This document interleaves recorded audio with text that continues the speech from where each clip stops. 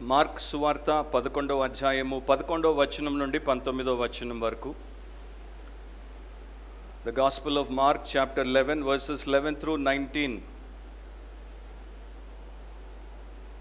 ఆయన యెరూషలేమునకు వచ్చి దేవాలయములో ప్రవేశించి చుట్టూ సమస్తమును చూచి సాయంకాలమైనందున 12 మందితో కూడా బేతనియకు వెళ్ళెను. మరునాడు వారు బేతనియ నుండి వెళ్ళుచుండగా ఆయన ఆకలిగొని ఆకులు గల ఒక అంజూరపు చెట్టును దూరము నుండి చూచి దాని మీద ఏమైనను దొరుకునేమో అని వచ్చెను. దాని వద్దకు వచ్చి చూడగా ఆకులు తప్ప మరేమీ కనబడలేదు. ఏలయనగా అది అంజూరపు పండ్ల కాలము కాదు. అందుకు ఆయన, ఇక మీదట ఎన్నటికిని నీ పండ్లు ఎవరినూ తినకుందురుగాక అని చెప్పెను. ఇది ఆయన శిష్యులు వినిరి. వారు యెరూషలేమునకు వచ్చినప్పుడు ఆయన దేవాలయములో ప్రవేశించి దేవాలయంలో క్రయ విక్రయములు చేయు వారిని వెళ్ళగొట్టనారంభించి రూకలు మార్చు వారి బల్లలను గువ్వలమ్ము వారి పీటలను పడద్రోసి దేవాలయము గుండా ఏ పాత్ర అయినను ఎవనిని తేనీయకుండెను. మరియు ఆయన బోధించుచు, నా మందిరము సమస్తమైన అన్యజనులకు ప్రార్థనా మందిరం అనబడును అని వ్రాయబడలేదా? అయితే మీరు దానిని దొంగల గుహగా చేసితిరనెను. శాస్త్రులను ప్రధాన యాజకులను ఆ మాట విని జనసమూహమంతయు ఆయన బోధకు బహుగా ఆశ్చర్యపడుట చూచి ఆయనకు భయపడి ఆయన నేలాగు సంహరించుదుమా అని సమయము చూచుచుండిరి. సాయంకాలమైనప్పుడు ఆయన పట్టణములో నుండి బయలుదేరెను. పరిశుద్ధుడైన మా దేవా, ఈ ఉదయము నీ వాక్య భాగము నుండి మీ పరిశుద్ధాత్మ ద్వారా కూడి వచ్చిన సంఘానికి బోధించండి. తర్వాత ఆన్లైన్లో వినే ప్రియులకు బోధించండి. ప్రభువా, మీ సత్యమును మేము గ్రహించి దానికి అనుగుణంగా జీవించుటకు మాకు సహాయం చేయండి. మిమ్మను మా జీవితంలో అత్యధికముగా కలిగి ఉండుటకు, మీకు మేము సంపూర్ణ సమర్పణ కలిగి జీవించుటకు దయచేయమని యేసు పరిశుద్ధ నామమును అడిగి ప్రార్థిస్తున్నాం తండ్రి, ఆమేన్. కూర్చోండి. దేవుడి వాక్యాన్ని భయంతో భక్తితో వినండి, శ్రద్ధతో ఆసక్తితో వినండి. మీ హృదయం తెరిచి, మీ బైబిల్ తెరిచి, మీ కన్నులు తెరిచి దేవుడి వాక్యాన్ని వినండి. ఈరోజు మన message title, Jesus curses the tree and cleanses the temple. Jesus curses the tree and cleanses the temple. యేసు చెట్టును శపించి దేవాలయాన్ని శుద్ధి చేసెను. యేసు చెట్టును శపించి దేవాలయాన్ని శుద్ధి చేసెను. ఇది మార్క్ సువార్త వచనం వెంబడి వచనం 57వ భాగం. Gospel according to Mark verse by verse part 57. సందర్భము, నేపథ్యము మార్క్ సువార్త 11వ అధ్యాయము 1వ వచనం నుండి పోయిన వారం మనం విన్నట్టుగా పాత నిబంధన ప్రవచనం ప్రకారము దాని నెరవేర్పుగా యేసుక్రీస్తు ఒక మెస్సియాగా, ఒక రాజుగా యెరూషలేమును సమీపించాడు. యెరూషలేములోనికి ప్రవేశించిన తర్వాత ఆయన సింబాలిక్గా, ఇశ్రాయేలుకు దేవాలయానికి వ్యతిరేకంగా సింబాలిక్గా అంటే ప్రతీకాత్మికమైన రీతిలో 2 కార్యములను చేస్తాడు. మొదటిది ఫలించని అంజూరపు చెట్టును శపించడం. రెండవది యెరూషలేములో ఉన్నటువంటి దేవాలయము నుండి అమ్మకందారులను తోలివేయడం. సో యెరూషలేములోనికి యేసు వచ్చిన తర్వాత మెస్సియాగా ఆయన చేసినటువంటి మొదటి అధికారిక క్రియలు ఇవి. నా గతంలో మార్క్ సువార్త 3వ అధ్యాయంలో మార్క్ ఎట్లా చేశాడో అదే విధానాన్ని ఇప్పుడు ఈ 11వ అధ్యాయంలో కూడా ఆయన చేస్తాడు. దాన్ని నేను అప్పుడు చెప్పాను, శాండ్విచింగ్, లేకపోతే బ్రాకెటింగ్, లేకపోతే ఇంటర్కలేషన్.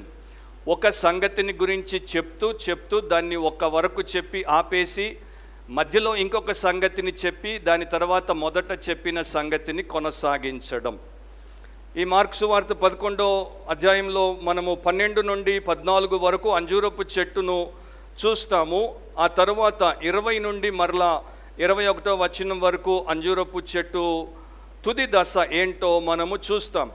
సో అది ఒకే సంఘటన, ఒకే విషయము, కానీ 2 దఫాలుగా దాన్ని చెప్పాడు. అది చెప్తున్నప్పుడు దాని మధ్యలో దేవాలయమును యేసుప్రభు శుద్ధి చేయడం గురించి చెప్పేస్తాడు. సో కొంత చెప్పి తర్వాత మరొక విషయం చెప్పి మరలా ముగింపు మొదటి దానికి ఇవ్వడం అనేది మార్కు సువార్త యొక్క ప్రత్యేకత. నా 2 విషయాలు ఈ రోజున మనం చూసేది. ఒకటి, ఆ అంజూరపు చెట్టును ప్రభు అయిన యేసు శపించాడు. దీవించే దేవుడు శాపము కూడా పెడతాడు అనేది మనము తెలుసుకోవాలి.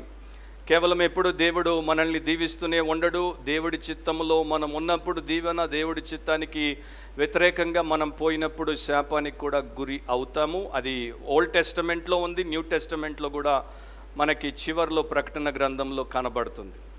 సో ఈ రెండు కూడా, చెట్టును శపించుట, దేవాలయాన్ని శుద్ధి చేయుట, అవిశ్వాసముతో ఉన్నటువంటి ఇశ్రాయేలు మీద దేవుడి యొక్క రాబోయే తీర్పుకు సూచనగా ఉన్నాయి. ఈ అంజూరపు చెట్టు ఆకులతో కలకల్లాడిపోతోంది, గొప్ప ఆకారంతో ఉంది, ఎత్తుగా ఉంది, వర్ధిల్లుతున్నట్టు కనబడుతోంది. కానీ దాని దగ్గరికి వస్తే దానిలో ఏ ఫలము ఆయనకి కనబడలేదు. అదే ప్రకారం ఇశ్రాయేలు కూడా చాలా గొప్ప దేవుని యొక్క స్వకీయ సాంపాద్యంగా, ఆత్మీయ జనాంగముగా, పరిశుద్ధమైనటువంటి దేశముగా లోకములో కనబడుతుంది. కానీ లోపలికి వచ్చి చూస్తే దేవుడు మెచ్చేటువంటి ఫలము ఏమీ లేదు. ఈ చెట్టు ఎట్లా ఆకారం మాత్రమే ఉండి లోపల అసలు పదార్థం లేనట్టుగా ఆ దేశము కూడా పైకి మెరిసిపోతుంది, కానీ లోపల మోసపూరితమైనదిగా ఉంది. దేవాలయం కూడా ప్రపంచ ప్రఖ్యాతిగాంచింది, గొప్ప వైభవం. హేరోదు దాన్ని తిరిగి కట్టించినప్పుడు దానికి వచ్చినటువంటి వైభవాన్ని చూడడానికి ప్రపంచ నలుమూలల నుండి మనుషులు వచ్చేవారు.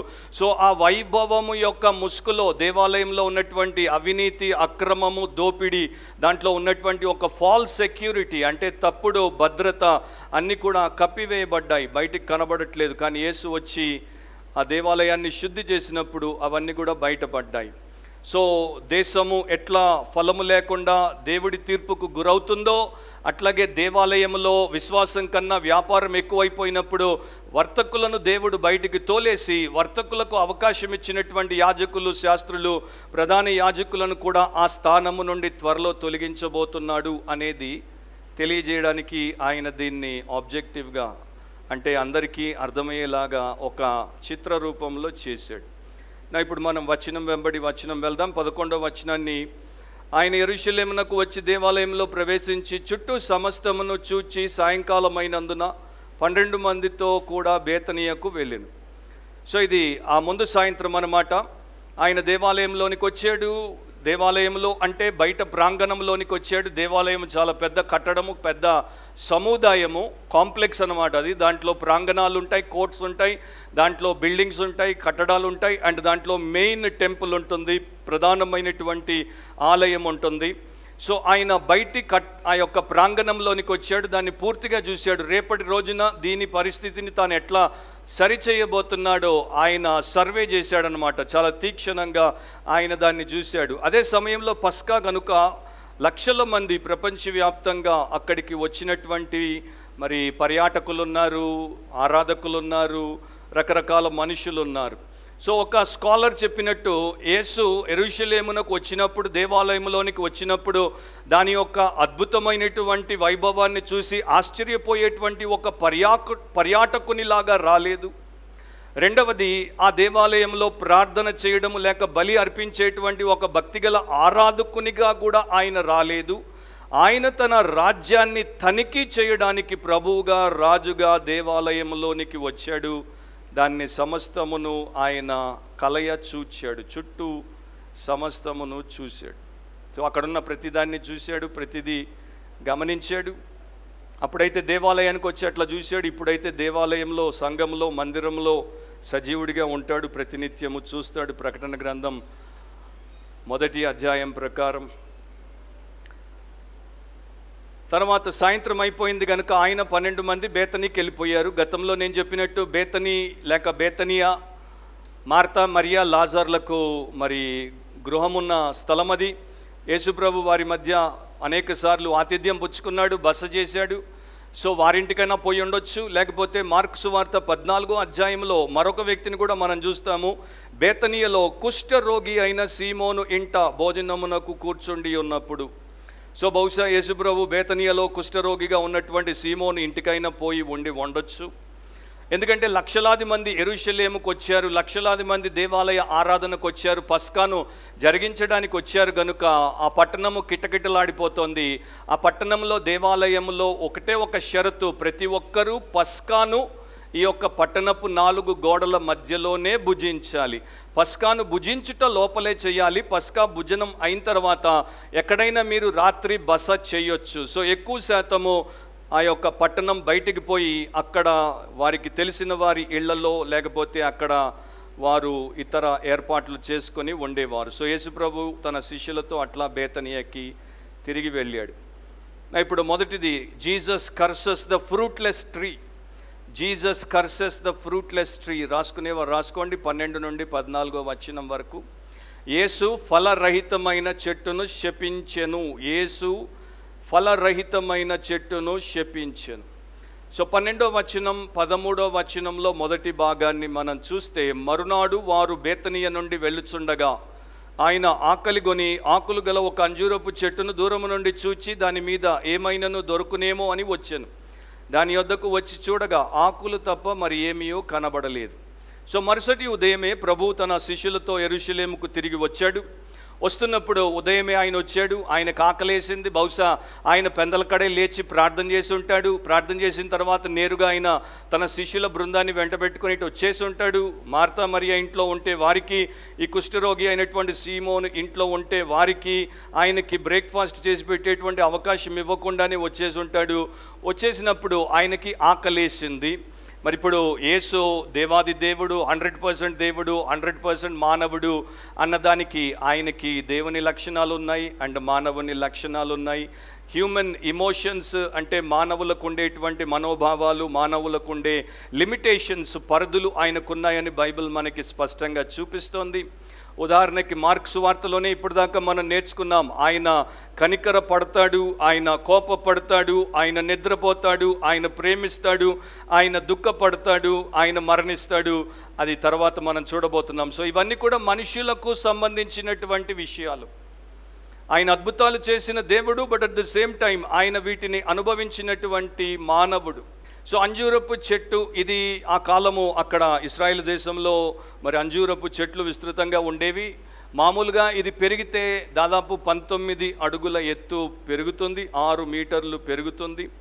సో దీనికి అంజూరపు చెట్టుకు ముఖ్యంగా మార్కు సువార్త ఎక్కడైతే ఈ చెట్టు ఉందని ప్రస్తావించాడో ఆ ప్రాంతంలో ఒక గ్రీక్ స్కాలర్ ప్రకారము ఆయన ఏమంటాడంటే, గత సంవత్సరము మిగిలిన చిగుళ్ళ నుండి పెరిగే తొలి లేదా చిన్న అంజూరపు పండ్లు మార్చి నెలాఖరులో కనిపించడం మొదలుపెట్టి మే లేదా జూన్ నెలల్లో పండుతాయి.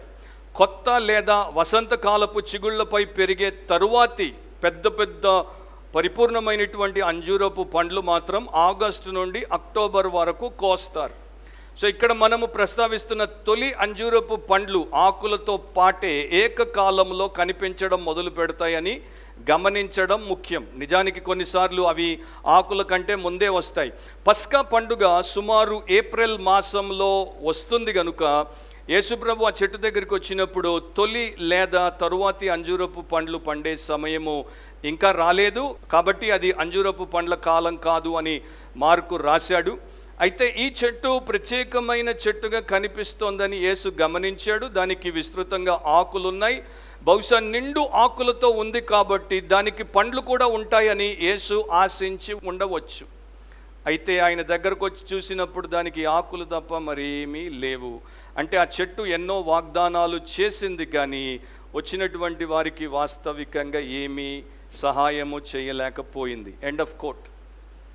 సో మనం అంటేమో పిందె వస్తుంది, తర్వాత అది పండవుతుంది. సో పిందెలు మామూలుగా తినము, పండైనప్పుడే తింటాము. సో అది పిందెల కాలము, తర్వాత పండ్ల కాలము అని ఆ యొక్క గ్రీక్ స్కాలర్ యొక్క మరి కొటేషన్లో మనము చూసాం. సో ఆకులు అనేవి దేనికి సూచన? ఎక్కువగా చెట్టుకు ఆకులు ఉన్నాయంటే మంచి ఫలాన్ని ఇది ఇవ్వగలదు, బాగా పండగలదు, దీనికి అలాంటి సామర్థ్యం ఉంది అని చూపిస్తోంది.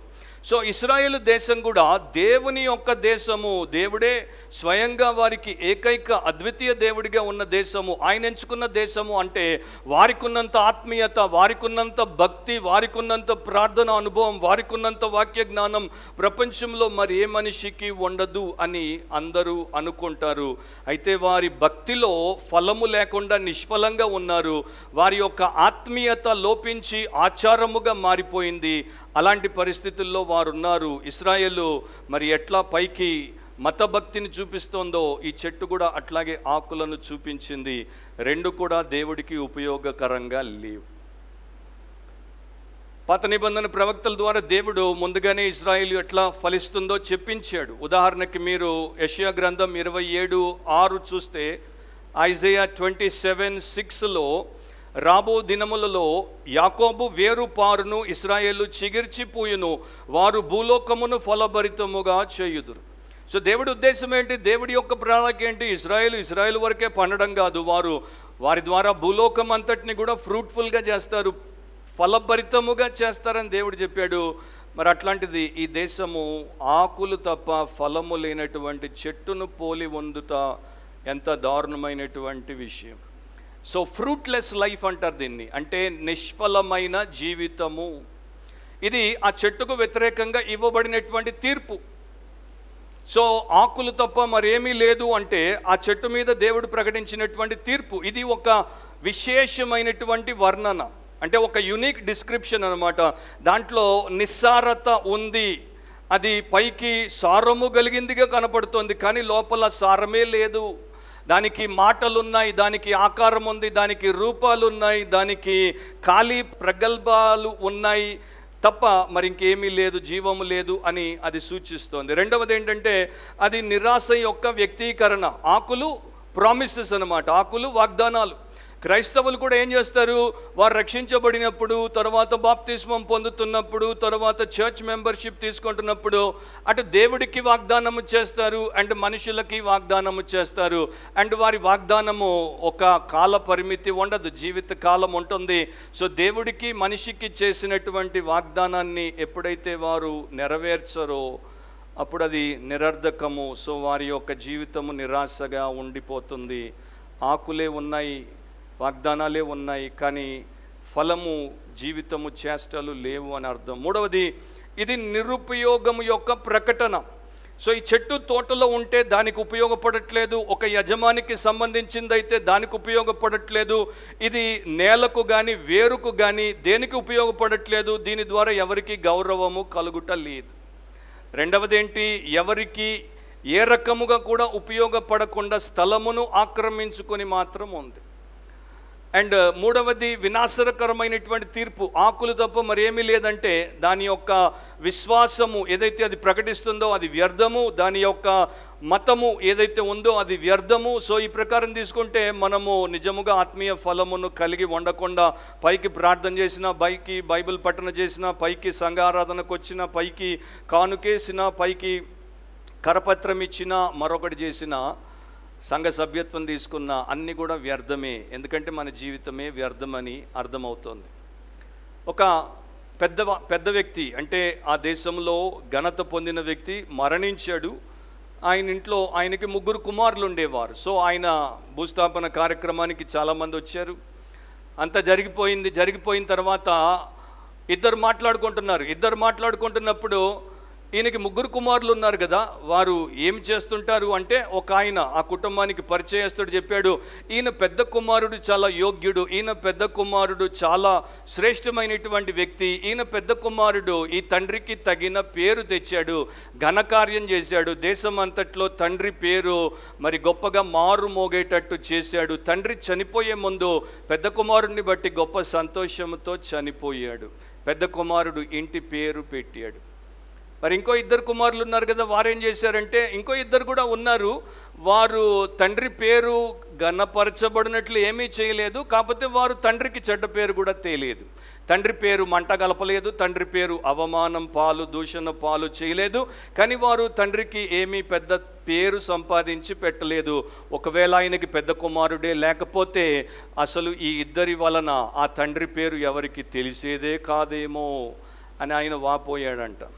సో ఇట్లా క్రైస్తవ్యంలో కూడా ఆ తండ్రికి కుమారులు ఉంటారు, 2 రకాల కుమారులు ఉంటారు. కొంతమంది ద్వారా దేవుడికి గొప్ప మహిమ వస్తుంది, కొంతమంది దేవుడికి మరి ఏమీ చెడు, దూషణ, అవమానాన్ని కల్పించకపోవచ్చు, కానీ వీరు దేవుడికి ఏ రకంగా కూడా మహిమను తీసుకొని రారు.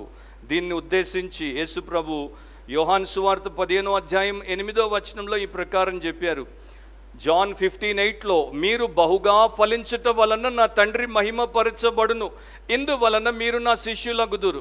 సో 2 సత్యాలు దాంట్లో చెప్తున్నాడు. మీరు బహుగా ఫలిస్తే నా తండ్రి మహిమపరచబడతాడు, మీరు బహుగా ఫలిస్తేనే నా శిష్యులుగా మీరు లోకంలో గుర్తింపబడతారు.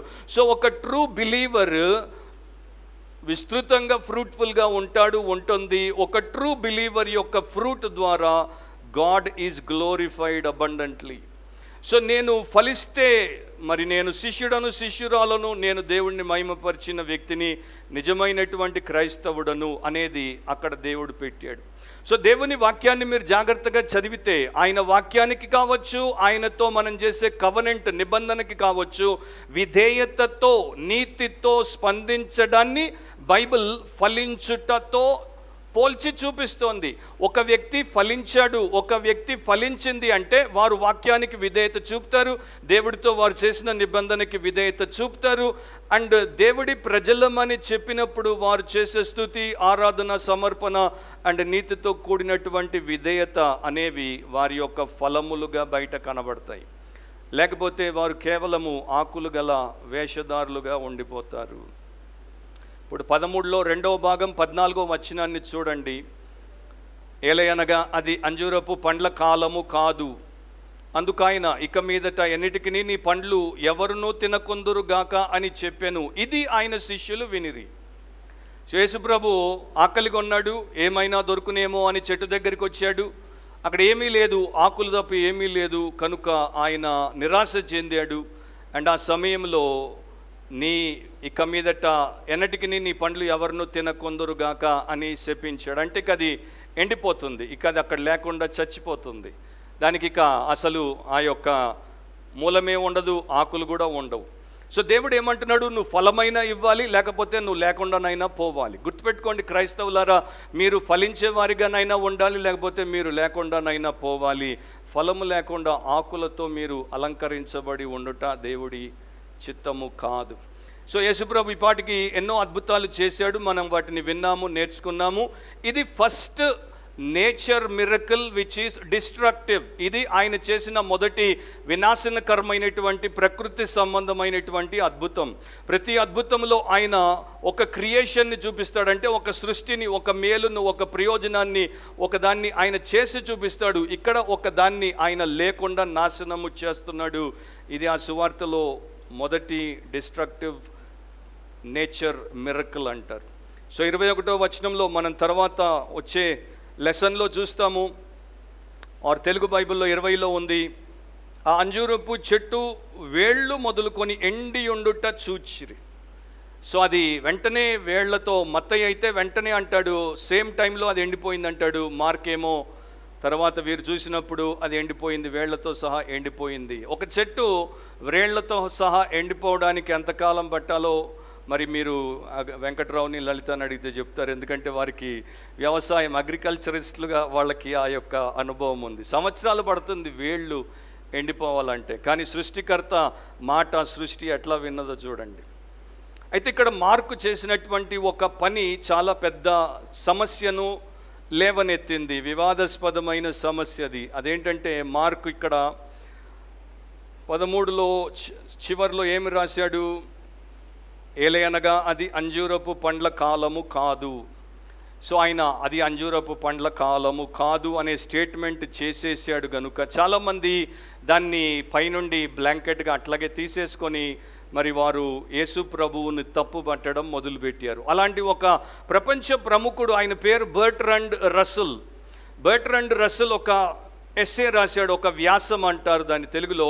ఆ వ్యాసం ఏంటి, why I'm not a Christian, నేనెందుకు క్రైస్తవుడిని కాను.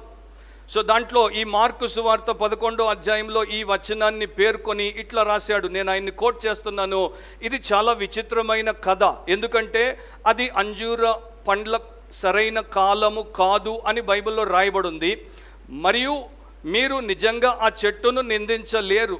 జ్ఞానం విషయంలోనూ సద్గుణం విషయంలోనూ చరిత్రలో మనకు తెలిసిన ఇతర కొంతమంది గనులైనటువంటి వ్యక్తులతో ఉన్నతంగా నేను యేసుక్రీస్తు నిలుస్తాడని వ్యక్తిగతంగా భావించలేను నేను యేసుక్రీస్తును నమ్మలేను, నేను యేసుక్రీస్తును అంగీకరించలేదు కనుక నేను క్రైస్తవుడను కాను. సో ఆయన యొక్క అభియోగం ఏంటి, అలిగేషన్ ఏంటి? యేసు ప్రభు అనవసరంగా ఆ యొక్క అమాయకపు చెట్టును ఆయన తప్పుబట్టాడు, దాన్ని ఆయన శపించాడు. ఎందుకంటే అది పండ్ల కాలము కాదు. సృష్టిని చేసినప్పుడు సృష్టికర్త అట్లాంటి నియమం పెట్టాడు. చెట్టు నియమం ప్రకారం ఉంటే దాన్ని అనవసరంగా తప్పుబట్టి దాన్ని ఆయన శపించాడు అని బెర్ట్రాండ్ రస్సెల్ అనేటువంటి ఒక అవిశ్వాసి, వివేకం ఇంకా తెరవబడినటువంటి ఎన్లైటన్మెంట్ లేనటువంటి ఒక అవిశ్వాసి యేసును, దేవుణ్ణి తప్పుబట్టాడు. సో వెరీ సింపుల్ అనమాట. దేవుణ్ణి అటు అన్యులు, ఇటు మరి క్రైస్తవ విశ్వాసులు కూడా ఇట్లాగే వారికి అర్థం కాకపోతే తప్పుపడతారు. అసలు విషయం ఏంటో తెలుసుకోవాలి. ఎందుకట్లా రాయబడి ఉంది? యేసును ప్రపంచమంతా పూజిస్తోంది. యేసు లాంటి విశిష్టమైనటువంటి వ్యక్తి లేడు. ఆయన్ని నేను ఇంత సింపుల్గా అట్లా తీసి పారేయకూడదు. ఇక్కడ ఉంది అంటే దాని యొక్క ఉద్దేశం ఏదో ఉంటుంది. బైబిల్ పండితులను అడిగి తెలుసుకుంటే తెలుపుతారు అనేటువంటి ఇంగిత జ్ఞానం, విచక్షణ అలాంటి ప్రపంచ ప్రముఖుడైనటువంటి బెర్ట్రాండ్ రస్సెల్కి, వ్యాసాలు రాసే వ్యక్తికి లేకపోవడం విషాదకరం. మీరు బైబిల్ని జాగ్రత్తగా చదవడం నేర్చుకుంటే మంచిది. అక్కడ మీరు ఒకసారి మళ్ళా చూడండి. మార్కు సువార్తికుడు ఎట్లా రాశాడు? 13వ వచనంలో, ఆకులు గల ఒక అంజూరపు చెట్టును దూరము నుండి చూచి, ఫస్ట్ అంజూరపు చెట్టును యేసు దూరము నుండి చూశాడు. రెండవది, దాని మీద ఏమైనను దొరుకునేమో అని వచ్చాను. ఏమైనను అని ఉంది అక్కడ. పండ్లు దొరుకుతాయేమో అని రాలేదు ఆయన. ఏమైనను దొరుకునేమో, తన ఆకలి తీర్చడానికి ఏమైనా దొరుకునేమో, ఏమైనా. సో దీని మీద బైబిల్ కామెంటేటర్స్ ఏం చేశారంటే 4 రకాల ఎక్స్ప్లెనేషన్స్ ఇచ్చారు. ఇదై ఉండొచ్చు, అదై ఉండొచ్చు, ఇదై ఉండొచ్చు, అదై ఉండొచ్చు.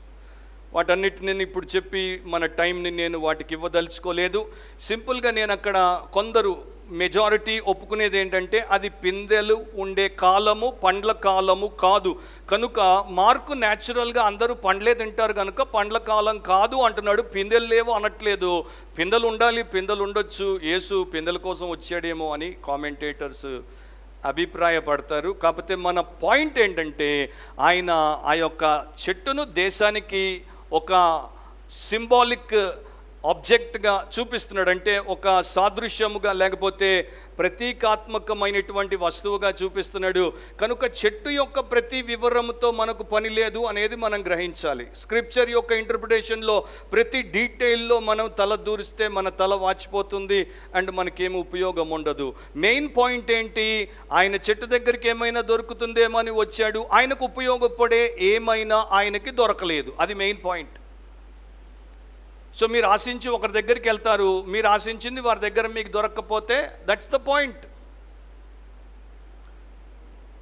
సో ఇక్కడ యేసుప్రభు ఏం చేస్తున్నాడు? ఇశ్రాయేలు యొక్క నిష్ఫలత, దేవుడు తరచూ ఇశ్రాయేలును దర్శించినప్పుడు అది ఎట్లా నిష్ఫలంగా ఉందో అది ఇక్కడ ఆయన తన శిష్యులకు ఒక ఉపమాన రూపంలో ప్రదర్శించి చూపిస్తున్నాడు. సో ఆయన చేసినటువంటి పని అల్పమైనది కాదు. ఆయన చేసినటువంటి శాపము లేక పెట్టిన శాపము ప్రతీకారపూరితమైనది కాదు. అది మనము ఎంత త్వరగా నేర్చుకుంటే అంత మంచిది. సో శిష్యుల ప్రయోజనం కొరకు ఆయన ఒక గుణపాఠాన్ని నేర్పిస్తున్నాడు. దేవుడు ఓల్డ్ టెస్టమెంట్లో ప్రవక్త అయినటువంటి మీకా ద్వారా ఇట్లాంటిదే చెప్పిస్తాడు. మీరు మీకా గ్రంథము 7వ అధ్యాయం 1వ వచనాన్ని చూస్తే, మైకా 7:1లో, వేసవి కాలపు పండ్లను ఏరుకొనిన తరువాతను, ద్రాక్ష పండ్ల పరిగె ఏరుకొనిన తరువాతను ఎలాగుండునో నా స్థితి అలాగే ఉన్నది. ద్రాక్ష పండ్ల గెల ఒకటియు లేకపోయెను, నా ప్రాణమునకిష్టమైన ఒక క్రొత్త అంజూరపు పండైనను లేకపోయెను. సో ఆ ప్రవక్త ద్వారా ఇశ్రాయేలు దేశం పరిస్థితి ఏంటి? ఆయనకి ఏమీ దొరకట్లేదని దేవుడు ఓల్డ్ టెస్టమెంట్లో చెప్పాడు. న్యూ టెస్టమెంట్లో కుమారుడైనటువంటి యేసు వచ్చి దాన్ని గ్రాఫిక్గా చూపిస్తున్నాడు. సో ఒక 18th సెంచురీ భక్తుడు దాని గురించి ఇట్లా రాశాడు. ఆయన యొక్క కాన్సైజ్ కామెంటరీలో, అంటే క్లుప్త వ్యాఖ్యానంలో ఆయన ఇట్లా రాశాడు. ఆయన కోట్ చేస్తున్నాను. ఈ అంజూరపు చెట్టు తెలియజేసే పాఠాన్ని మనలో ప్రతి ఒక్కరూ వ్యక్తిగతంగా నేర్చుకునేలా జాగ్రత్త పడదాం. బాప్తిస్మము, సంఘ సభ్యత్వము, ప్రభు బలలో పాలు పంచుకోవడము మరియు క్రైస్తవత్వపు బాహ్య రూపాలను శ్రద్ధగా పాటించడము మన ఆత్మలను రక్షించడానికి సరిపోవని మనం ఎల్లప్పుడూ గుర్తుంచుకోవాలి. అవి కేవలము ఆకులు మాత్రమే, ఫలము లేకుండా మన శిక్షను మరింత పెంచుతాయి. ఆదాము హవ్వలు తమకు వస్త్రాలుగా చేసుకున్న అంజూరపు ఆకుల వలె, మీరు బైబిల్లో జాగ్రత్తగా చూస్తే ఆదికాండం 3లో మొదటి ఫ్రూట్ ట్రీ, మొదటి ఫలమిచ్చే చెట్టు ఏంటి అంటే అంజూరపు చెట్టు. ఎందుకంటే వారు పాపం చేసిన తర్వాత అంజూరపు ఆకులతో కచ్చడాలు చేసుకున్నారు. ఆ యొక్క అంజూరపు ఆకుల వలె అవి సర్వజ్ఞుడైన దేవుని దృష్టి నుండి మన ఆత్మల నగ్నత్వాన్ని దాచలేవు, లేదా అంతిమ దినాన మనము ఆయన ఎదుట నిలబడినప్పుడు మనకు ధైర్యాన్ని ఇవ్వలేవు. లేదు, మనము ఫలము ఫలించాలి, లేదంటే శాశ్వతంగా నశించిపోతాం. మన హృదయాలలో ఫలం ఉండాలి, మన జీవితాలలో ఫలం ఉండాలి. ఆ ఫలము దేవుని ఎదుట పశ్చాత్తాపము, మన ప్రభు అయిన యేసుక్రీస్తు ఎడల విశ్వాసము, మరియు మన ప్రవర్తనలో నిజమైన పరిశుద్ధత అనేటువంటి ఫలము ఉండాలి. ఇటువంటి ఫలములు లేకుండా క్రైస్తవులము అని చెప్పుకోవడము మనల్ని నరకములోనికి మరింత లోతుగా దించుకోవడమే. End of quote. So seasons ట్రీస్కి ఉంటాయి. ఇది పండ్ల కాలము, ఇది పండ్ల కాలము కాదు, చెట్లకు ఉంటాయి. కానీ విశ్వాసులకు కూడా అట్లాగే పెట్టాడు దేవుడు. క్రైస్తవుడికి కూడా ఈ సీజన్ డిసెంబర్లో ఫలిస్తాడు, ఏప్రిల్లో ఫలిస్తాడు, అంటే క్రిస్మస్ సీజన్లో, లేకపోతే ఆ యొక్క రిజరక్షన్ టైంలో ఫలిస్తాడు, మిగతా టైంలో ఫలించడు అని ఉందా? కాదు. క్రైస్తవుడు ఎట్లా ఉంటాడు? మీరు మొదటి కీర్తన చదివితే ఆకు వాడక తన కాలమందు, అంటే నిరంతరము పండు ఇచ్చే వ్యక్తిగా ఉంటాడు. చివర మనము ప్రకటన గ్రంథం చదివితే ఆ యొక్క చెట్టు 12 కాపులు 12 మాసాలు ఇస్తుంది. సో క్రైస్తవుడు ప్రతి నెల, అంటే ఎల్లప్పుడూ పచ్చగా ఉంటాడు, ఎల్లప్పుడూ ఫలములతో ఉంటాడు. ఆత్మ ఫలము, దేవుడు మనకిచ్చినటువంటి ఆత్మ ఫలము, ప్రేమ, సంతోషము, సమాధానము, దీర్ఘశాంతము, దయాళుత్వము, మంచితనము, విశ్వాసము, సాత్వికము, ఆశా నిగ్రహము నాలో ఏప్రిల్లో ఉంటాయి, మేలో, జూన్లో, జూలైలో ఉండవు. మళ్ళా నాకు ఆగస్టుకి వస్తాయి. అంటే నాకన్నా బుద్ధిహీనుడు, భ్రష్టుడు మరొకడు ఉండడు. మీరు అట్లా అనుకుంటే మీకన్నా డాష్ డాష్ మరొకరు ఉండరు. ఇప్పుడు మీరు ఆలోచించండి, ఆత్మ ఫలము మీకు ఎవ్రీడే, ఎవ్రీ అవర్ ఉంటుందా, ఉండకూడదా? సో దేవుడు మనకి ఇచ్చే పాఠం, ఇశ్రాయేల్ దేశానికి ఇచ్చే పాఠం ఏంటంటే, ఈ చెట్టులాగా సీజనల్గా ఉండకండి, అకేషనల్ ఫ్రూట్ ఇవ్వకండి. మీరు నా ప్రజలుగా నిరంతరము, నేను నిజమైన ద్రాక్ష వల్లిని, మీరు తీగలు, నిరంతరం ఫలం ఇస్తూనే ఉండండి. జాన్ వెస్లీ గురించి ఒక సంగతి మీకు చెప్తాను. ఆయన మరి దేవుడి కొరకు తన జీవితాన్ని సమర్పించి సేవ చేస్తున్నప్పుడు ఒక చోట మీటింగ్స్లో ఆయన పాపమును బహుగా ఖండించి మాట్లాడుతున్నాడు. అది 6 బయట ఓపెన్ మీటింగ్ అన్నమాట. సో అదే టైంలో ఇద్దరు తాగుబోతులు అక్కడ నుండి పోతూ జాన్ వెస్లీ పెద్దగా కేకలేసి బోధ చేస్తుంటే విన్నారు. సో ఆయన పాపములను ఎండగడుతున్నప్పుడు త్రాగుడు అనేటువంటి పాపం గురించి మాట్లాడగానే వీళ్ళిద్దరికీ ఒక్కసారి మత్తు దిగింది అండ్ వీళ్ళిద్దరికీ కోపం వచ్చింది. ఆయన మనల్ని తప్పుపడుతున్నాడు, మనం తాగుబోతులమయ్యామని తిరుగుతున్నామని ఆయన మనల్ని అందరి ముందు దూషిస్తున్నాడు, ఈయన సంగతి చూద్దామని ఇద్దరు పోయి పెద్ద పెద్ద రాళ్ళు తీసుకుని వచ్చారు. ఈయనని మరెప్పుడు మాట్లాడనీయకుండా తలకాయ పగలగొట్టేద్దామని ఇద్దరు రాళ్ళు తీసుకొని దగ్గరికి వచ్చారు. సో దగ్గర జాన్ వెస్లీకి విసిరి కొడితే తగిలేటట్టు దగ్గరికి వచ్చారు. కరెక్ట్గా అదే టైంకి ఆత్మదేవుడు ఆయనలో ఉన్నటువంటి ఆ రోషమును, పాపమును ఖండించే రోషమును తగ్గించి యేసును ప్రత్యక్షంగా, ఆయన ప్రేమ ఎంత గొప్పది, ఆయన క్షమ ఎంత గొప్పది, ఆయన కనికరం ఎంత గొప్పది, శిలువ కార్యం ఎంత గొప్పదో మరి సాఫ్ట్గా చెప్పించడం మొదలు పెడితే ఆ మాటలు వీరి హృదయాల్లోనికి దూసుకుపోయాయి. ఆ రాళ్లతో తలకాయ పగలగొడదాం అనుకుని వచ్చారు. కానీ ఆ తర్వాత యేసును, అలాంటి యేసు మీలాంటి పాపుల కొరకే మరణించాడు, రక్షిస్తాడు, ఆయన దగ్గర మీకు ఆశ్రయం ఉందని చెప్పగానే వాళ్ళు పూర్తిగా కరిగిపోయారు, ఆ రాళ్ళు వదిలేశారు. ఆ మెసేజ్ అయిన తర్వాత నేరుగా జాన్ వెస్లీ దగ్గరికి వచ్చారు. ఇద్దరు జాన్ వెస్లీ ముందు మోకరిల్లారు. ఆయన అందరిలాగే వచ్చారు ప్రార్థన కోసం అని తల మీద చేతులు పెట్టి ప్రార్థన చేసి God bless you my boys అని ఇద్దరిని పంపించేశాడు. వాళ్ళిద్దరు లేచిపోతున్నప్పుడు పూర్తిగా మత్తు దిగిపోయింది, ఇప్పటికి బాటిల్ ఇన్ఫ్లుయెన్స్ పోయింది. ఇప్పటికి పోతున్నప్పుడు ఒకడు ఇంకొకడిని అడిగాడంట, ఆయన అచ్చు దేవుళ్లాగే ఉన్నాడు దేవుడా అని. ఆయన అచ్చు దేవుళ్లాగే ఉన్నాడు దేవుడా అంటే ఇంకొకటి చెప్పాడు, కొంత బైబిల్ తెలిసినాడు, కాదు ఆయన దేవుణ్ణి పోలిన మనిషి అని. మనం దేవుళ్ళం కాదు, కానీ మనం దేవుణ్ణి పోలిన మనుషులముగా ఉండాలంటే దేవుని గుణం అనే ఫలం మనకు ఉండాలి. రెండవది, Jesus cleanses the faithless temple. Jesus cleanses the faithless temple. యేసు విశ్వాసరహితమైన ఆలయమును శుద్ధి చేశాడు. యేసు విశ్వాసరహితమైన ఆలయమును శుద్ధి చేశాడు. ఇది 15 నుండి 19 వరకు రాసుకోండి. సో ఇక్కడ ఆ 3 సువార్తలు, మొదటి సువార్తలు అంటే మత్తయి, మార్కు, లూకాలో ఇది యేసుప్రభు యొక్క పరిచర్య ముగింపులో, ఆయన పస్కా సమయంలో ఇక మరణానికి సిలువ వేయబడడానికి అప్పగించే సమయంలో జరిగిందని వారు 3 రాశారు. కానీ దానికి భిన్నంగా యోహాను సువార్త 2వ అధ్యాయంలో ఇది యేసుప్రభు పరిచర్య ప్రారంభంలో ఆయన మొదట్లో చేసినటువంటి ఒక క్రియగా ఆయన 2వ అధ్యాయంలో రాశాడు. సో కొంతమంది పండితులు, నిజం చెప్పాలంటే ఎక్కువ శాతం పండితులు యేసుప్రభు 2 సార్లు దేవాలయంలోనికి వచ్చి దాన్ని శుద్ధి చేయలేదు, ఒకేసారి కాకపోతే 2 రకాలుగా ఈ 4 రాశారని అంటారు.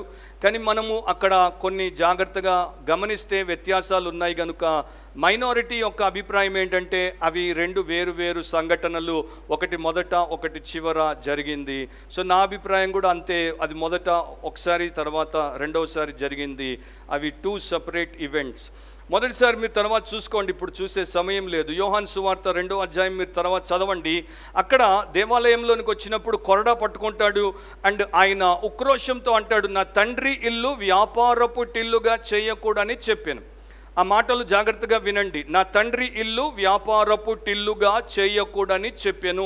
సో మీరు దాన్ని వ్యాపార కేంద్రంగా చేస్తున్నారు, మార్కెట్ ప్లేస్గా చేస్తున్నారు. సో మీరు వ్యాపారపు టిల్లుగా చేయొద్దు అని చెప్తున్నాడు. కానీ ఇక్కడ ఏం చెప్పాడు, అయితే మీరు దానిని దొంగల గుహగా చేసి తీరనేను. సో అక్కడ చేయొద్దు అన్నాడు, వీళ్ళు దాన్ని వ్యాపారపు టిల్లుగా చేయడమే కాదు, దానికి మించి దొంగల గుహగా దీన్ని చేసేసారు. సో ఈ 2 అట్లా అవ్వడానికి మధ్యలో కొంత సమయము జరిగిపోయింది. వారు యేసు మాట లెక్క చేయలేదు, వారి ఇష్టానుసారంగా వారు వ్యాపారమే చేశారు. వ్యాపారము ఎంతగా అయిపోయిందంటే వారందరూ దొంగలుగా, దోపిడిదారులుగా మారారు. ఒక్కొక్కడికి ఒక్కొక్క కేంద్రము, ఒక్కొక్కడికి ఒక్కొక్క గుహ, దొంగల గుహ అయిపోయింది ఆ దేవాలయం. నా ఇప్పుడు 15-16 వర్సెస్ చూడండి. వారు యెరూషలేమునకు వచ్చినప్పుడు ఆయన దేవాలయంలో ప్రవేశించి దేవాలయంలో క్రయ విక్రయములు చేయు వారిని వెళ్ళగొట్టనారంభించి రూకలు మార్చువారి బలలను, గువ్వలము వారి పీటలను పడద్రోసి దేవాలయము గుండా ఏ పాత్ర అయినను ఎవరిని తేనీయకుండెను. నవిక్కడ దేవాలయం అనేది పలుమార్లు మనం చదివాము. దేవాలయం అంటే టెంపుల్. దేవాలయానికి గ్రీకులో 2 వేరు పదాలు ఉన్నాయి. హేరాన్ అనేటువంటి పదం ఇక్కడ వాడబడింది. హేరాన్ అంటే మొత్తం దేవాలయ సముదాయం, ద హోల్ టెంపుల్ కాంప్లెక్స్. దాంట్లో బయటి ఆవరణం ఔటర్ కోర్ట్ ఉంటుంది, తర్వాత ఔటర్ కోర్ట్లో జెంటైల్స్ ఉంటారు, కోర్ట్ ఆఫ్ ద జెంటైల్స్ అన్యజనుల ప్రణాంగం అంటారు. తర్వాత మరి బ్యూటిఫుల్ గేట్ ఉంటుంది, గేట్లోనికి వస్తే స్త్రీల ప్రాంగణం, విమెన్స్ కోర్ట్. తర్వాత లోపలికి వస్తే జ్యూస్ కోర్ట్ అంటే యూదుల ప్రాంగణం. తర్వాత లోపలికి వస్తే కోర్ట్ ఆఫ్ ద ప్రీస్ట్స్, యాజకుల ప్రాంగణం. దాని తర్వాత నావోస్ అంటే అసలైనటువంటి అతి పరిశుద్ధమైనటువంటి దేవాలయం.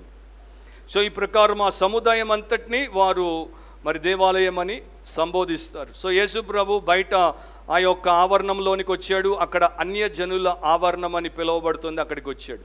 అక్కడే ఈ యొక్క వ్యాపారం జరుగుతోంది. అక్కడే క్రయము విక్రయం అంటే అమ్ముతున్నారు, కొంటున్నారు, ఇద్దరు ఉన్నారు అక్కడ, అది అక్కడ జరుగుతోంది. సో ఇక్కడ యేసుప్రభు ఏం చేశాడు, 4 పనులు చేశాడు. చాలా బ్రీఫ్గా ఒక్కొక్కటి చెప్తూ పోతాను, వినండి. మొదటిది, దేవాలయంలో క్రయ విక్రయములు చేయు వారిని వెళ్ళగొట్టనారంభించి.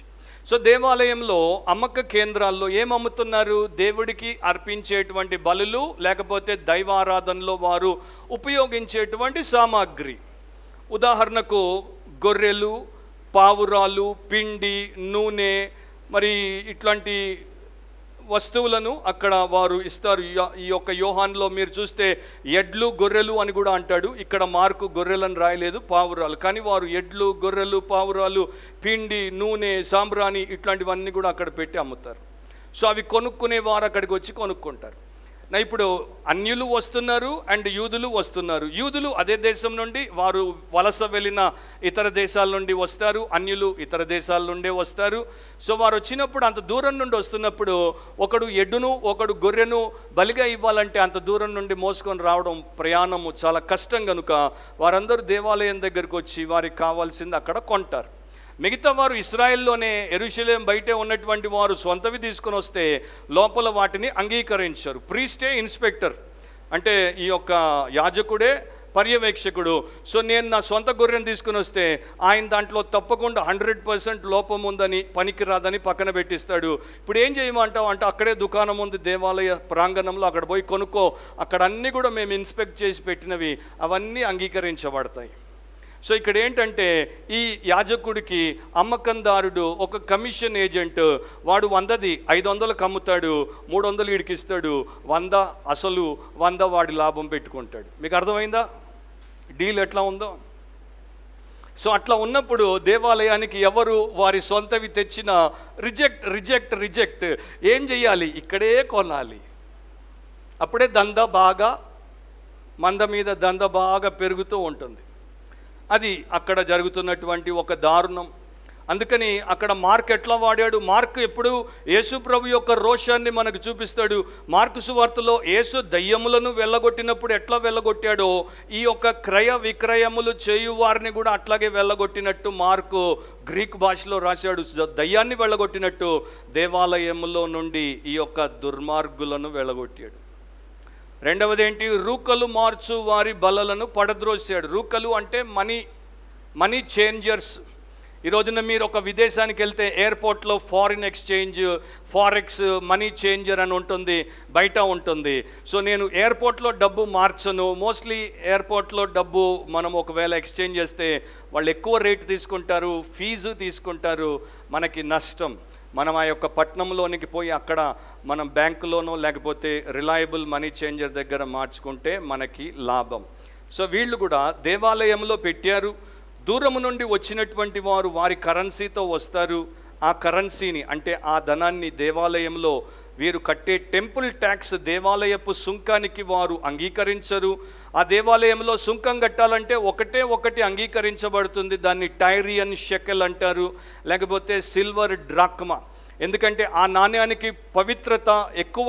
అది మన బంగారము 24 క్యారెట్ అంటాం కదా, అట్లాంటి నాణ్యత కలిగింది అండ్ బరువు ఎక్కువ ఉంటుంది కనుక దాన్ని మాత్రమే అంగీకరిస్తారు. సో వీరు గ్రీస్ నుండి వచ్చి ఆ డబ్బు తెచ్చినా, వీరు రోమ్ నుండి వచ్చి ఆ డబ్బు తెచ్చినా వీరు అంగీకరించరు. వాటిని ఇక్కడ ఆ టైరియన్ షెకెల్ లేకపోతే సిల్వర్ డ్రాక్మాకి మార్చుకోవాలి. ఈ టైరియన్ షెకెల్ పాతకాలపు హీబ్రూ షెకెల్కి దగ్గరగా ఉంది కనుక దాన్నే అంగీకరిస్తారు.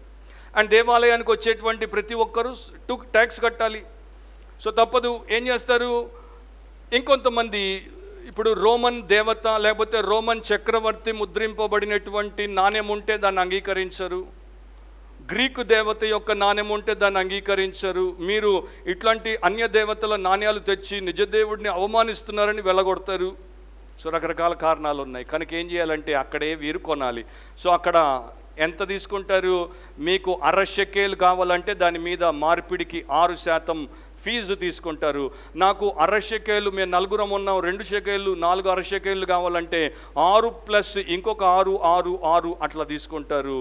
అది సింపుల్గా దోపిడీ. సో అలాంటి వారిని వెలగొట్టాడు. అది ఒక మనిషి కూలివాడైతే ఒక సగపు దినపు కూలి అక్కడ ఫీజులాగా ఆ రూకలు మార్చినప్పుడు వారు కట్టాలి. అది చాలా దారుణం. మూడవది, గువ్వలమ్ము వారు పీటలను తోసేసాడు, పడద్రోసేసాడు. సో గువ్వలు పేదవారు మాత్రమే అర్పిస్తారు. వారు ఎడ్లు గొర్రెలు అర్పించలేరు కనుక గువ్వలు అమ్మేటువంటి వారి పీటల్ని వారు తోసేశారు.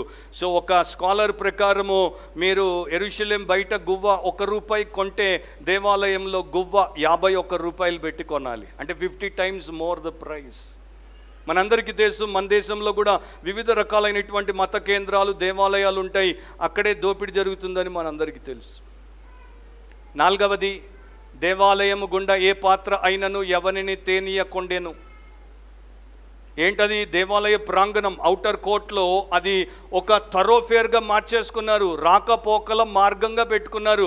దేవాలయం ఇట్లా కాంప్లెక్స్ ఉంటే మరి ఇక్కడ నుండి అవతలికి పోవాలంటే దాని చుట్టూ అట్లా తిరిగిపోవాలి. కానీ వీళ్ళు ఏం చేశారు? అట్లా చుట్టూ తిరిగిపోవడం ఎందుకులే, ఇక్కడ డోర్ ఉంది, ఇక్కడ డోర్ ఉంది, దేవాలయం గుండా ఇట్లా థరోఫేర్ అంటే అడ్డంగా దేవాలయంలో పడిపోదాం అనుకునేవారు. దాన్ని అగౌరవ పాలు చేసేవారు. మీరు చూస్తారు కొన్ని కాలనీస్లో బోర్డులు ఉంటాయి, నో థరోఫేర్ అని. అంటే బయట వారులారా మా కాలనీలోనికి మీరు వచ్చి మా కాలనీ రోడ్డు గుండా అవతలకి పోకూడదు అని. సో దేవాలయంలో అట్లాంటి ఒక నిబంధన ఉండేది. సో యేసు ప్రభువుకి దేవుని పట్ల, తన తండ్రి ఇంటి పట్ల రోషము, ఆసక్తి అండ్ గొప్ప విలువ, గౌరవం ఉన్నాయి గనుక దాని యొక్క ప్రాంగణం పట్ల, దాని పవిత్రత పట్ల ఆయనకు ఆసక్తి ఉంది గనుక ఆయన అటు ఇటు ఇక నడవడమే కాదు, పాత్రలు మోసుకునే వారు ఇట్లా చుట్టూ తిరిగి మోసుకుపోతారా, ఇట్లా అడ్డంగా మోసుకుపోతారు కనుక వారిని రానివ్వట్లేదు.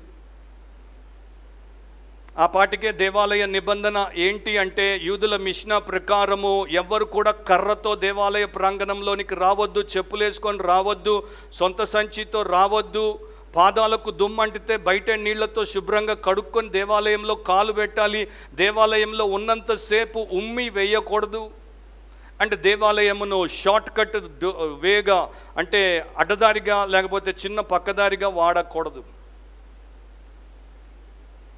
రాబైలు దీని గురించి ఇచ్చినటువంటి సాక్ష్యం ప్రకారము ముందు యెరూషలేము అవతల ఉన్నటువంటి ఒలీవల కొండ మీద ఈ వ్యాపార కేంద్రాలు ఉండేవి, అక్కడ దుకాణాలు ఉండేవి, అక్కడ క్రయ విక్రయాలు జరిగేవి. ఎవ్వరు కూడా దేవాలయంలో ఈ యొక్క వ్యాపారం జరిగించేవారు కారు. కానీ కయప ఎప్పుడైతే ప్రధాన యాజకుడు అయ్యాడో కయప దాన్ని లోపలికి తెచ్చాడు. కయప పర్మిషను, కయప కమిషను, దాంతో అది ఆ యొక్క వ్యాపారం లోపలికి వచ్చేసింది. అందుకని యేసు దాన్ని అక్కడి నుండి బయటికి తరుముతున్నాడు అని ఆ స్కాలర్ రాశాడు. సో హై ప్రీస్టే పర్మిషన్ ఇస్తే, బిషపే పర్మిషన్ ఇస్తే వ్యాపారానికి, విశ్వాస కేంద్రాన్ని వ్యాపార కేంద్రంగా మారిస్తే. సో ఇక్కడ యేసుప్రభుని మరలా మనం సరిగ్గా అర్థం చేసుకోవాలి. యేసుప్రభుకి తెలుసు వీరు దూర దేశాల నుండి వచ్చారు, వీరు అక్కడి నుండి ఎడ్లను, గొర్రెలను, మేకలను మోసుకొని రాలేరు, వీరికి ఇక్కడ అవి అమ్మబడాలి, వీరు కొనాలి, దేవుడి నియమం ప్రకారం అర్పణ చేయాలి. కనుక ఆయన వారిని ఏమీ అనట్లేదు. ఆయన ఏమంటున్నాడు, అమ్మొద్దు అనట్లేదు, అమ్మండి, కానీ లోపల కాదు, బయట, టెంపుల్లో కాదు, బయట, చర్చిలో కాదు, బయట. సో మీరు ఎంత తీసుకోవాలో అంత తీసుకోండి. మీరు యాక్చువల్గా దేవాలయానికి, దేవుడికి ఒక సేవ చేస్తున్నారు, వీరికి అన్నీ అందుబాటులో పెడుతున్నారు. కాకపోతే న్యాయంగా ఉండండి అండ్ బయట మీకు ఇవ్వబడినటువంటి స్థలంలోనే ఉండండి. దేవుని యొక్క ఆలయంలో ప్రార్థన తప్ప ఇవేవి ఉండకూడదు, అక్కడికి రావద్దు. సో దాన్ని మీరు అపవిత్రపరచకూడదు. ఇక్కడ క్రైస్తవులకు ఒక పాయింట్ ఉంది, reverence for the places of worship. దేవాలయంలో లేకపోతే దేవుడి యొక్క మందిరము, ప్రార్థనా మందిరము, సంఘములో ఎక్కడైతే దేవుని పరిశుద్ధులు దేవుడితో మరి సమావేశం అవుతారో అలాంటి స్థలానికి మనం ఇవ్వాల్సినటువంటి మరి శ్రద్ధతో కూడినటువంటి విలువ. మొదటిది గమనించండి, దేవాలయంలో ఆరాధన, ప్రార్థన, బోధన, దోష నివారణ, అర్పణ, క్షమాపణ, సమర్పణ ఉండాలి. అవే ఉంటే దేవుడు వాటిని దీవిస్తాడు. కానీ ఇక్కడ అవి ప్రాధాన్యంగా లేవు. ఇక్కడ విశ్వాసం కన్నా వ్యాపారము ఎక్కువగా పెరిగిపోయింది. అదొక సిగ్గుచేటు. అందుకని నేను ఓపెన్గా యూట్యూబ్లో చూసేటువంటి నా తోటి క్రైస్తవ సహోదరి సహోదరులందరికీ చెప్తున్నాను, మీ సంఘానికి మీరు వెళ్ళినప్పుడు అది చిన్నదా, ఒక మోస్తారుదా, పెద్ద గుడిసె, దాంతో మనకి సంబంధం లేదు. అక్కడ ప్రాధాన్యత సంఘస్థుల విశ్వాసమా, లేకపోతే అక్కడ ప్రాధాన్యత సేవకుల వ్యాపారమా అనేది మీరు చూడండి.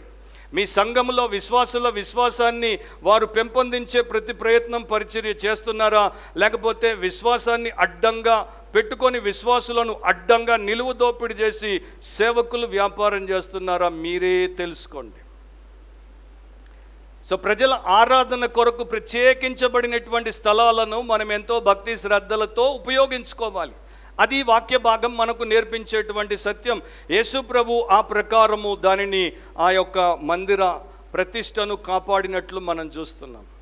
ఒకసారి వాల్టర్ హుక్ అనేటువంటి సేవకుడు ఇంగ్లాండ్లో, ఆయన వికర్ అంటే వారి భాషలో బిషప్తో సమానం. సో వారి సంఘాల డినామినేషన్స్ యొక్క మీటింగ్కి అక్కడ కొంత సమస్య ఉంది, పరిష్కారానికి అందరినీ పిలిచాడు. చాలామంది వచ్చారు. వచ్చినటువంటి వారిలో కొందరు కోట్లు మరి బూట్లతో పాటు హ్యాట్లు కూడా పెట్టుకొని వచ్చారు. ఆయన ప్రార్థన చేసే సమయంలో నిలబడి ఆయన అన్నాడు, ఎవరెవరు హ్యాట్ పెట్టుకున్నారో పురుషులారా హ్యాట్ తీసేయండి అన్నాడు. ఎందుకంటే స్త్రీకి నెత్తిన కొంగు ఉండాలి, పురుషుడికి నెత్తి మీద ఏమి ఉండకూడదు ప్రార్థన సంఘ ఆరాధన సమయంలో. కానీ కొంతమంది తీయలేదు, అట్లాగే హ్యాట్ అట్లాగే ఉంది. ఆయన మామూలు చిన్న సేవకుడు కూడా కాదు, ఆ యొక్క డినామినేషన్కి వికర్. సో ఆయన చెప్పాడు, పెద్దలారా జాగ్రత్తగా వినండి, మీరు నా మాట వినకపోతే మీరు నన్ను తృణీకరించుట లేదు. ఇది నా స్థలం కాదు, ఇది నా సంఘం కాదు, ఇది ఆయన స్థలం, ఇది ఆయన సంఘము. మీరు ఆయన సేవకుడిగా నా మాట వినకపోతే మీరు ఆయన్ని తృణీకరిస్తున్నారు, జాగ్రత్త అనగానే టప్పున లేచిపోయాయి అన్ని హ్యాట్లు. సో దేవాలయమును లేకపోతే క్రైస్తవ మందిరమును దేవుడి చిత్త ప్రకారం దేవుడి యొక్క ఉన్నతమైన ప్రమాణాలతో ఆయన క్రమంతో వాక్యానుసారంగా నిర్వహించాల్సినటువంటి బాధ్యత సేవకులది కనుక సేవకులు దాన్ని తప్పకుండా చేయాలి. కానీ మన సంఘంలో కూడా మేము అట్లాంటి ఆర్డర్ని పెట్టి దాన్ని చేస్తుంటే కొంతమంది ఇష్టపడరు, కొంతమంది ఆయాస పడతారు, కొంతమంది దాన్ని బట్టే సంఘాన్ని వదిలి వెళ్ళిపోయారు. అయినా కూడా నన్ను సృష్టించింది వారు కాదు, నన్ను ప్రేమించి నన్ను వెతికి రక్షించుటకు ప్రాణం ఇచ్చింది వారు కాదు, రేపు నేను పోయి నిలబడేది వారి ముందు కాదు, నన్ను ప్రతి సెకండ్ పోషించేది వారు కాదు. వారు నాకు ఎవరైతే నేను దేవుడి సేవకుడిగా దేవుడి చిత్తమునే చేస్తాను, యేసు చేసిందే నేను చేస్తాను. సో ఇక్కడ 3 కనిపిస్తాయి, 3 ఉద్దేశాలు మనకు బయటపడుతున్నాయి. ఒకటి, the vendors were after profit, వ్యాపారస్తులు లాభము వెనక పడి ఉన్నారు. The leaders were after power, నాయకులు, యాజకులు, పెద్దలు, శాస్త్రులు, ప్రధాన యాజకులు అధికారం వెనక పడున్నారు. But the son of God Jesus was after the purity of the house of God. దేవుని కుమారుడైన యేసు దేవుని మందిరం యొక్క పవిత్రత వెనక ఉన్నాడు. అండ్ ఇది ఎప్పుడూ మనకి కనబడుతూనే ఉంటుంది. సో మనము ఆ చెట్టు ఆకులు కలిగి ఫలము లేకుండా ఎట్లా ఉందో ఈ దేవాలయము కూడా గొప్పగా వైభవముతో ఉంది, కానీ లోపల విశ్వాసము లేదు, లోపల వ్యాపారం ఎక్కువ. పైకి అద్భుతంగా కనపడుతుంది కానీ లోపలంతా అధ్వానంగా ఉంది. సో మనం ప్రశ్న వేసుకోవాలి, ఇప్పుడు నేను దేవుని యొక్క దేవాలయము, నీ దేహమే పరిశుద్ధాత్మకు ఆలయము, ఆయనకు నిలయము అని బైబిల్ చెప్తోంది కనుక నా యొక్క దేవుడి దేవాలయంలో ఏమి నిండి ఉంది? నాలో లోకము, లోక సంబంధమైన వ్యవహారము, వ్యామోహము, వ్యాపారాలు ఉన్నాయా? లేకపోతే నాలో యేసుక్రీస్తు ప్రభుగా ప్రతిష్ఠింపబడి, పూజింపబడి, ప్రేమించబడి పరిచర్య చేయబడుతుందాడా? 17వ వచనం ముగింపేద్దాం. 17th verse, మరియు ఆయన బోధించుచు నా మందిరము సమస్తమైన అన్యజనులకు ప్రార్థనా మందిరం అనబడును అని రాయబడలేదా? అయితే మీరు దానిని దొంగల గుహగా చేసితిరా. నేను ఆ వచనము పాత నిబంధనలో 2 వచనాలను తీసుకొని ఒకటిగా యేసు ప్రభు కోట్ చేశాడు. మొదటిది యెషయా 56:7 నుండి తీసుకున్నాడు. ఐజయా 56:7, నా ప్రార్థనా మందిరములో వారిని ఆనందింపజేసేదను, నా బలిపీఠం మీద వారు అర్పించు దహన బలులను నాకు అంగీకారములగును, నా మందిరము సమస్త జనులకు ప్రార్థనా మందిరం అనబడును. సో సమస్త అన్యజనులకు అంటే అన్ని దేశాలకు my temple will become a house of prayer for all nations. Nation of ఇజ్రాయెల్కే కాదు, ఇజ్రాయెల్ దేశానికే కాదు, సమస్త జనులకు, సమస్త దేశాలకు. సో వారు సమస్త అన్యజనులు వచ్చినప్పుడు ఎక్కడుంటున్నారు? ఆ జెంటైల్స్ కోర్ట్లో, అన్యుల ప్రాంగణంలో ఉంటున్నారు. వ్యాపారం ఎక్కడ జరుగుతోంది? అక్కడే జరుగుతోంది. సో వారు అక్కడ ఎట్లా ప్రార్థన చేస్తారు? వారు ప్రార్థనలో తల వంచి కళ్ళు మూసుకొని కేంద్రీకరిద్దాం అనుకుంటే ఎట్లా? ఎడ్ల రంకెలు, గొర్రెల అరుపులు, పావురాల ఎగిరిపోయి వారి నెత్తి మీద రెట్టలు, అండ్ అక్కడ నాణ్యాలు శబ్దము, మనుషులు కొంటున్నారు, అమ్ముతున్నారు, ధర చెప్తున్నారు, ధర అడుగుతున్నారు, బేరమాడుతున్నారు. ఈ రభస చేపల మార్కెట్ లాగా ఉంటే వారు ప్రార్థన ఎట్లా చేస్తారు? సో దేవుడు వారికి ప్రార్థనా మందిరంగా దాన్ని పెడితే వీరు దొంగల గుహగా చేసేసారు. ఈ 2వ భాగాన్ని ఇర్మియా 7:11 నుండి, జెర్మయా 7:11 నుండి తీసుకున్నాడు యేసు ప్రభు. నాదని చాటబడిన ఈ మందిరము మీ దృష్టికి దొంగల గుహ అయినదా? ఆలోచించుడి, నేనే ఈ సంగతి కనుగొనుచున్నాను, ఇదే యెహోవా వాక్కు. సో ఆ ప్రకారము దోపిడీ జరుగుతుంటే దాన్ని నిలువరించడము అండ్ నిజముగా తిరిగి దాన్ని ప్రార్థన మందిరంగా కేటాయించి ప్రతిష్ఠించడం యేసు పని కనుక అది చేస్తున్నాడు. ప్యారిస్లో కొంతకాలం క్రితం, దాదాపు కొన్ని ఏళ్ల క్రితం, ప్యారిస్లో ఒక సినగాగ్ ఉంది. దాని పేరు రూ డే లా విక్టోరీ.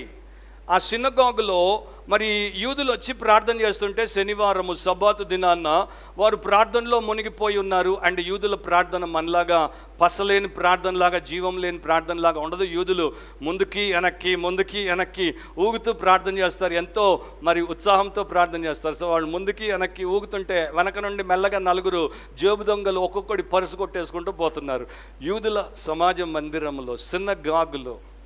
సో రాబాయిలకి కంప్లైంట్ వచ్చింది, ఇన్ని పర్సులు పోయాయి. వెంటనే రాబాయిలు ప్యారిస్ పోలీస్కి కంప్లైంట్ ఇచ్చారు.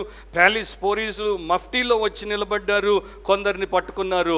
వీళ్ళు పాపం ఆవేశంతో ప్రార్థన చేసుకుంటుంటే ఈ జేబు దొంగలు జేబులు కొట్టేస్తుంటే పట్టుకున్నారు. ఇక అప్పటి నుండి ప్రతి శనివారం సబ్బాతు ఆరాధనలో కనీసం 2 ఇన్స్పెక్టర్లు మఫ్టీలో ఉంటారు ఆ సినగాగులో. ఎంత దరిద్రం! సో మనం కూడా మన సంఘాలను విశ్వాస కేంద్రాలుగా కాకుండా వ్యాపార కేంద్రాలుగా చేయొచ్చు.